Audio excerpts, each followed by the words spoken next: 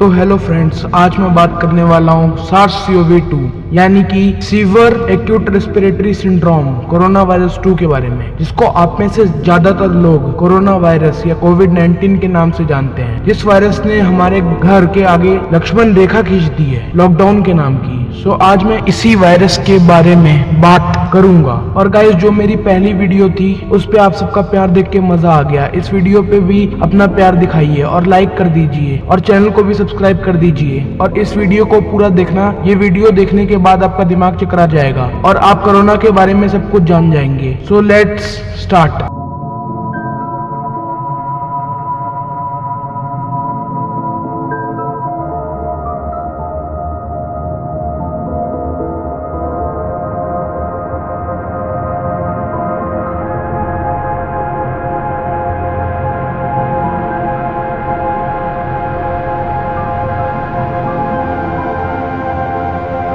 तो गाइस, पहले हम समझते हैं कि आखिर कोरोना वायरस है क्या। तो जो अभी आप वायरस देख रहे हैं वो कोरोना वायरस नहीं है। अब आप सोचेंगे कि मैं पागल हो गया हूँ या फिर ये जो टीवी चैनल वाले हैं वो सब झूठ बोल रहे हैं। तो टीवी चैनल वाले गाइस एकदम सही बोल रहे हैं, पर मैं भी कह रहा हूँ कि ये कोरोना वायरस नहीं है। ये जो वायरस है वो बिलोंग करता है कोरोना वायरस की फैमिली से। कोरोना वायरस की फैमिली में जो वायरस आते हैं उनसे ह्यूमंस को लंग रिलेटेड और रेस्पिरेटरी रिलेटेड डिजीजेस होती हैं। इस वायरस का नाम है सीवियर एक्यूट रेस्पिरेटरी सिंड्रोम और इसका सरनेम है कोरोना वायरस, क्योंकि ये कोरोना फैमिली से बिलोंग करता है। तो इस वायरस का पूरा नाम हो गया SARS-CoV-2 यानी कि severe acute respiratory syndrome corona virus 2। और इससे होने वाली डिजीजेस को हम कोविड-19 या कोरोना डिजीजेस के नाम से जानते हैं। यूं तो ये वायरस कुछ एनिमल में बहुत कॉमन है, पर ये इंसानों में संक्रमित हो सकता है और हुआ भी है। ये वायरस फैलना शुरू हुआ था साउथ चाइना के वुहान सी फूड मार्केट से, इसलिए इसको पहले वुहान कोरोना वायरस के नाम से जानते थे। ये वायरस इसलिए फैला क्योंकि जो वुहान का सी फूड मार्केट है ना, वहाँ पे सारे तरह के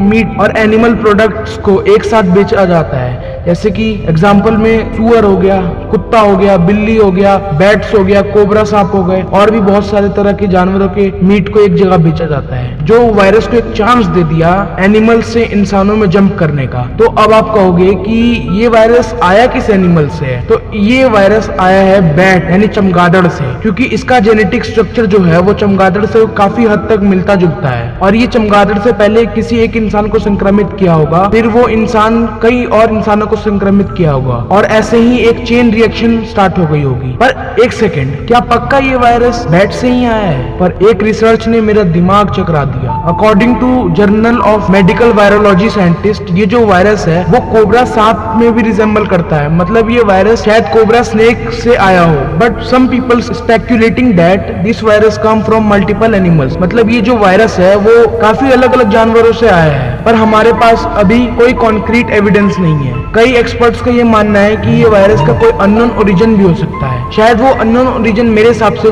चाइना हो, चाइना ने खुद ये वायरस बनाया हो। मैं ऐसे ही नहीं बोल रहा और ना ही कोई अफवाह फैला रहा हूँ। मेरे पास इसका पूरा प्रूफ है और बहुत सारे फैक्ट हैं जो ये प्रूफ कर देंगे कि ये वायरस शायद चाइना ने ही फैलाया हो। तो ये प्रूफ करने के लिए हम चलते हैं थोड़ी हिस्ट्री में। तो इस वायरस का पहला केस जो मिला था वो मिला था 17 नवंबर 2019 को और ये case Wuhan sea food market से कनेक्टेड था। उसके बाद ये कुछ लोगों में फैला, फिर इसके फैलने की केसेस और बढ़ गए और इसके जो पहले कुछ पेशेंट थे वो डॉक्टर ली वैन लियांग के पास भेजे गए थे। और जब उन्होंने इस वायरस पे रिसर्च किया तो उन्हें जो मिला वो दिमाग चकरा देने वाला था। ये जो वायरस था वो नया नोवल वायरस था। तो फिर उन्होंने ये बात अपने ग्रुप में डिस्कस की। फिर ये बात धीरे धीरे पूरे चाइना में फैल गई और फिर डॉक्टर ली को चाइनीज गवर्नमेंट ने अरेस्ट करवा दिया in case of spreading rumours, अफवाह फैलाने के केस में। उसके बाद फिर ये वायरस चाइना में फैलना शुरू हुआ। फिर चाइना में 1 जनवरी 2020 को ये जो सी फूड मार्केट थी वुहान की, उसको क्लोज कर दिया गया। और जब ये मार्केट क्लोज किया गया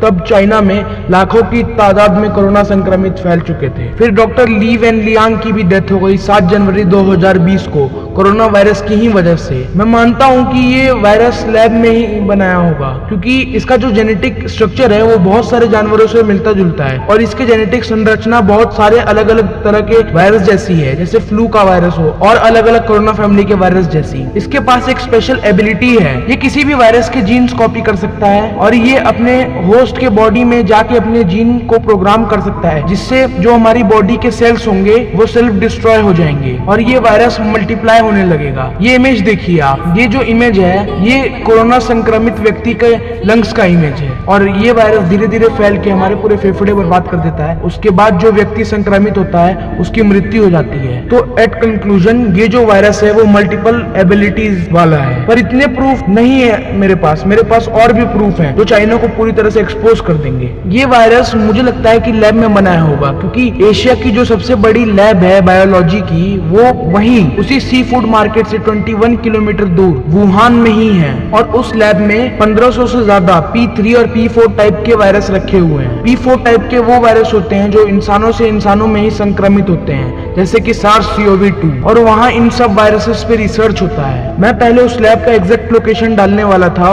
बट ये वीडियो हाई रिस्क पे चली जाती और यूट्यूब शायद इस वीडियो को डिलीट कर देता, तो मैंने उस लैब का और वुहान सी फूड मार्केट का एग्जैक्ट लोकेशन मेरे इंस्टाग्राम और फेसबुक पेज पे डाला हुआ है और उन दोनों का लिंक मेरे वीडियो के नीचे डिस्क्रिप्शन में है। आप जाके मुझे वहां फॉलो भी कर सकते हैं और उन दोनों जगहों का एग्जैक्ट लोकेशन भी जाके देख सकते हैं। और कभी आपने सोचा है कि चाइना में इतना खतरनाक वायरस फैला, फिर भी उसने अपने नागरिकों को दूसरे देश की यात्रा करने से नहीं रोका और चाइनीज पीपल का फेवरेट टूरिस्ट प्लेस है इटली। चाइना चाहे तो रोक सकता था, पर उसने ये वायरस दुनिया की बड़ी बड़ी इकोनॉमी, अर्थव्यवस्था और महाशक्तियों को हराने के लिए बनाया था। चाइना जानता था कि अमेरिका को वो 1-on-1 वॉर में नहीं हरा सकता, इसलिए उसने बायोलॉजिकल वेपन यानी कि जैविक हथियार का इस्तेमाल किया और उस बायोलॉजिकल वेपन का नाम था कोरोना वायरस। और उसने देखा कि जो अमेरिका है उसके बाद कौन कौन से देश महाशक्ति बन सकते हैं चाइना के अलावा, तो उसने उन सबको भी बर्बाद कर दिया है। और उनमें से कुछ देश हैं Italy, France, Britain, Russia, India.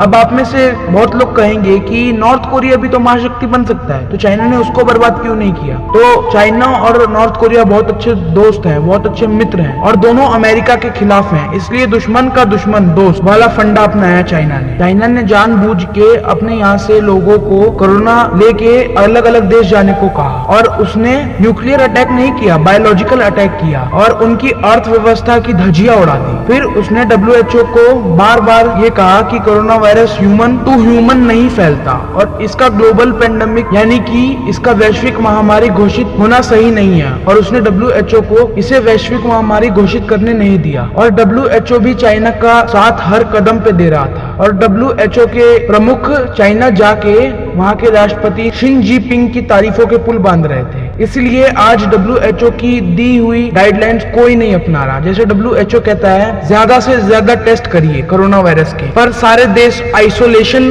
अपना रहे हैं। WHO कहता है कि लॉकडाउन की जरूरत नहीं है, पर सारे देश लॉकडाउन में हैं। WHO ने कहा कि कोरोना वायरस इसका कोई वैक्सीन, कोई मेडिसिन नहीं है, पर भारत ने एंटीवायरल यूज किया इसका ट्रीटमेंट में, हाइड्रोक्लोरोक्विन और ओजिथ्रोमाइसिन का यूज किया और आज पूरी दुनिया भारत से ये दोनों दवाइयां खरीद रही है और एट लास्ट 11 मार्च को WHO ने इसको महामारी घोषित कर ही दिया। पर अभी के टाइम देखें तो चाइना में सब कुछ ठीक है, स्कूल खुल चुके हैं और चाइना में अभी 2500 से भी कम मरीज हैं कोरोना के और चाइना ने अब फिर पूरी दुनिया को लूटना शुरू कर दिया है। उसने पाकिस्तान को नकली मास्क बेचे, भारत और अन्य कई देशों में नकली टेस्ट किट सप्लाई करी और चाइना में सारी फैक्ट्री, स्कूल खुल चुके हैं और पूरी दुनिया के स्कूल के लिए वो जूम जैसी एप्स बना रहा है जिससे सब वीडियो चैट पे पढ़ सकते हैं, पर इन एप्स पे भी डेटा चोरी का आरोप है। अभी पूरी दुनिया में सैनिटाइजर, टेस्ट किट्स और मास्क सप्लाई कर रहा है चाइना और अपने गए हुए इकोनॉमी का रिपेयर कर रहा है और अभी उसने इंटरनेशनल शॉपिंग भी शुरू कर दी है। वो दुनिया की बड़ी बड़ी कंपनीज को कौड़ियों के भाव खरीदना चाहता है, इसलिए इटली ने अपनी गोल्डन पावर्स का यूज किया। गोल्डन पावर्स के अकॉर्डिंग इटली मैनेज कर सकता है इंटरनेशनल डील्स को जो रिलेटेड हो नेशनल सिक्योरिटी,